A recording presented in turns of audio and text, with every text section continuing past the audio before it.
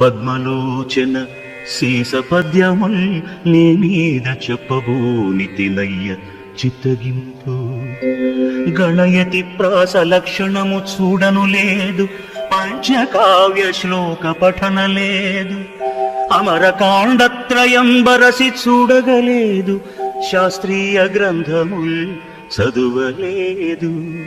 నీ కటాక్షంబున నే రచించితిగాని ప్రజ్ఞాయదిగాదు ప్రస్తుతింప.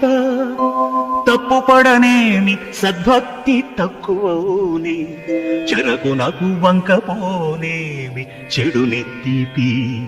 భూషణ వికాస శ్రీధర్మపుర నివాస, దుష్ట సంహార నరసింహ దురిత దూరా.